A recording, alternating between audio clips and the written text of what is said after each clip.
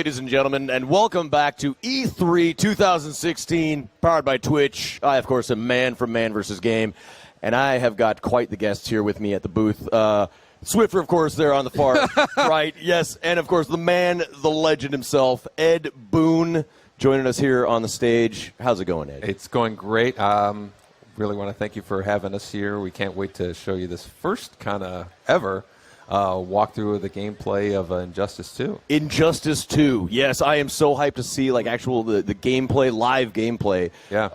I can't wait to hear all about it. Yeah, it's our pleasure to have you. We're very excited. Can't wait to tell everybody all about this. Sweet. Yeah, I saw the trailer just a few days ago, and it looks so cool. Yeah, with the response was even better than we had expected. You know, always when you're first showing, your baby, you're hoping everybody likes it, and announced trailer and the gameplay trailer were just crazy. They're trending all over the place on Twitter, and we got all this great feedback. It was exciting. Oh yeah, I got to say already, I'm loving the focus on my man Batman. Absolutely. But should we just dive right in and take? Oh, I would love to. Let's check it out. Yeah. Yeah, I'm not sure everybody can see the screen there. What's exciting about this is we're coming back here with 3 returning characters. 3 brand new characters. Aquaman, Superman, Batman, everybody is aware of. But, the introduction of Supergirl, which is really exciting.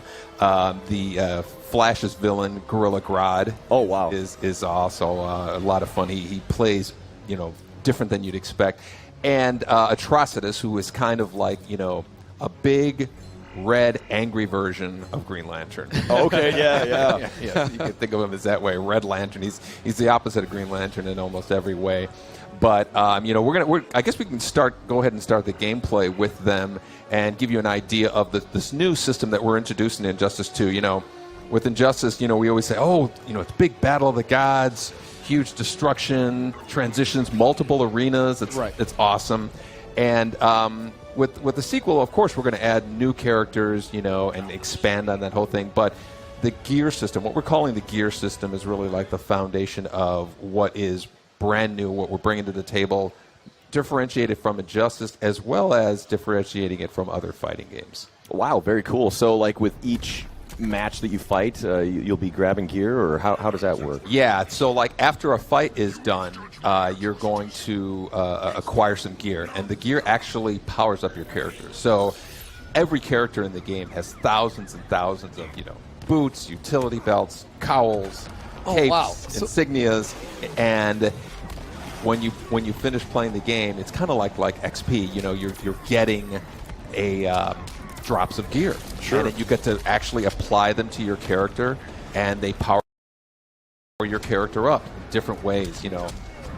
Defense, your strength, your abilities that you use in the with your special moves and your health meter, and you are in a constant process of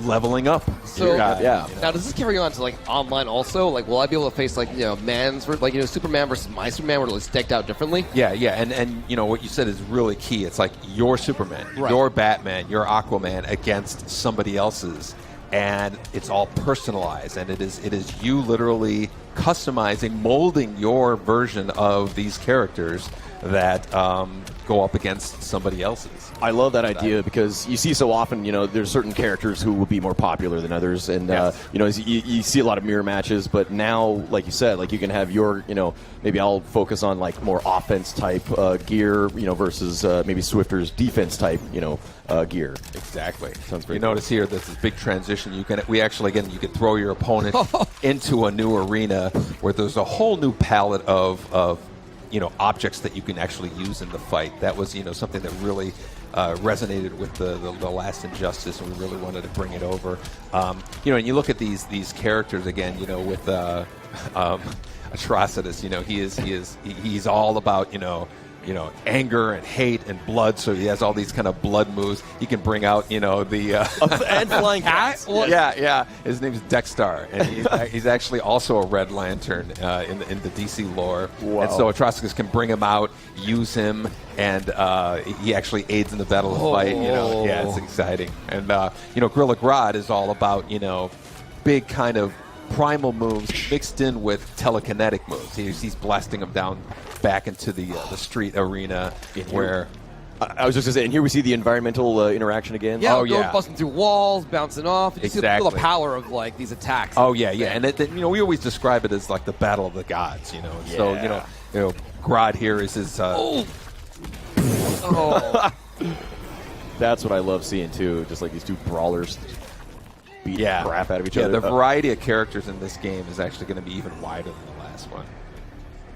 So here is where we were talking about in terms of the gear. Like when you finish a round, your characters are leveling up. You see the stats of their strength and all that. But then this gear that you're rewarded with, the Curse of Rage, his new arms for Atrocitus, and Grodd has these. You can also be awarded gear for other characters. Yeah, I just noticed. You want to level up your other characters. It kind of gives you an incentive to really build up the entire cast. That is very cool. That is all. I'm actually really, really excited about like the loot drop system and like looking at like, if I face off against a man, he's got like, that awesome gauntlet. Like, what am I going to do? Like, counter that or whatever. Exactly. Or when you go online and you see somebody wearing some crazy crown, you're like, where did you get that? Exactly. And so there's a lot of kind of like this big collection mechanic going on. Oh man, when is this coming out? I'm sorry, I'm like jumping to that, but I just want to play. No, of course. Unfortunately, we got to wait until 2017. Oh, for bad boy! Oh. Yeah, but it's going to be worth the wait. Like we were saying, there's bigger roster of characters. This whole gear stuff is going to be so exciting, and just the another great opportunity is with the first Injustice. There's always characters who didn't get in the roster. Oh, of course. And a bunch of angry people that Right. characters didn't get into the game. So a lot of it is satisfying those people, wanted to see Atrocitus, wanted to see Super. Yeah, comic book fans in particular could be pretty my vocal God. when they are Yeah. not listening. And it's a great thing. I'd rather have people passionate about it, even if passion. That's a nice, polite way to put it. Yeah. No, absolutely. People care, and these games, of course, they're fans of just Injustice itself. Like we were talking about earlier, the comic book Injustice has really taken off, and fans just love the setting, like the story that the first game brought. Oh, it was fantastic. It was such a great kind of summary of the events leading up to the first game. That's what was so cool about it. And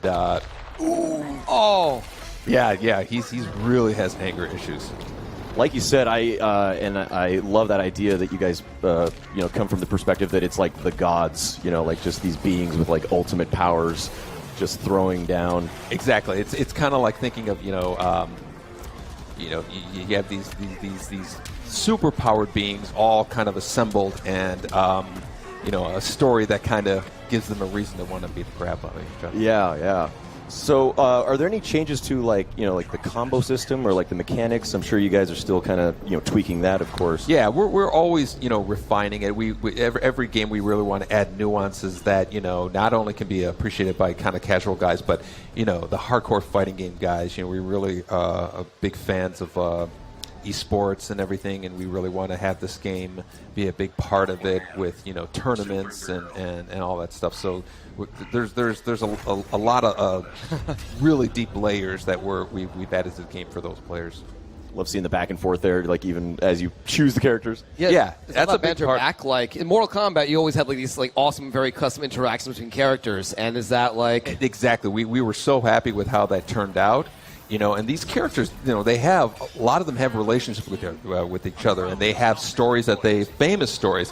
They make references to those stories. Awesome. It's great. So you see a lot of nods to the to some of the comics you might have read, or or something you might have seen in other media.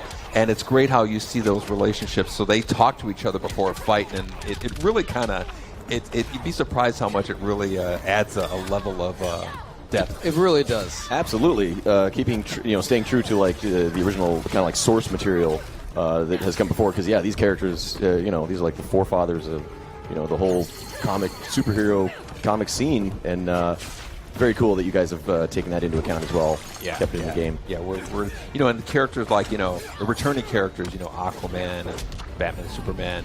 What's cool is we've given them new moves and really kind of updated them. So like they're your favorite character. You love how they play. There's going to be some familiarity about it, but there's also other layers of stuff. Yeah. Oh great. man. Supergirl, Aquaman. She's not messing around. Yeah. Yeah, there's a transition into a train. I don't know if you guys have seen it on the right side. That is really cool because it's got you can actually, the guy is actually like kind of spinning through the train here. Oh, we're about to see it. Yeah. There we go. Oh, That's Aquaman. great. I love how it's Aquaman too. He's just getting knocked around. Or Aquaman. Yeah, he's got this awesome super move that's it's probably one of my favorite ones in the game right now. It's just kind of really, it's just so ridiculously over the top. Yeah. Considering his last one had this big shark, he really wanted to have something that kind of one up that whole thing. Wow. Is it, or I think we're seeing it right now. Look at that. Oh, it's looking like prehistoric. it's not even over. Wow. Oh, sick. Yeah. I just want to say, Supergirl, she actually deserved that. Like, she's been knocking him around a while. Yeah. Look at that. Oh man, I'm probably most excited for the loot system though. That sounds like so like amazing. Just keep me coming back. Looking forward to the end of every match. Exactly. Like fighting games are really all about traditionally have been about here's the character that we made. You learn it, you master it, you get it. Now we're all about kind of giving the player more personalization into it and an ongoing molding of your character and the constant process of getting the drops and everything is really cool. Right. The rare legendary, things like that. The game is looking fantastic. You said we're going to be waiting until 2017 to be able to play it. Yeah. It'll be worth the wait, though. Oh, absolutely. Like As I always tell game devs, you just take all the time you need. I would rather play a game that you guys are ready to release rather than rushed. Yeah, absolutely. Beautiful. And so what platforms is it going to be available on? Right now, we've announced it's coming out for the PlayStation 4 and Xbox One. Okay. And, so we'll see as time goes on. Sweet. Yeah. And is there anywhere where fans can go to kind of keep up on announcements? Sure. I think Injustice.com or Injustice2.com will be there. Certainly the NetherRealm website and I tend to leak a couple of things on Twitter. Just sometimes. All right. Yeah. So follow Ed Boon on Twitter, everyone. Yeah, that's a lot of fun too. Awesome. Well, thank you so very much for joining us. Thank you for having us. Honored. Really excited to talk about this. Sweet. Yeah. We are going to take a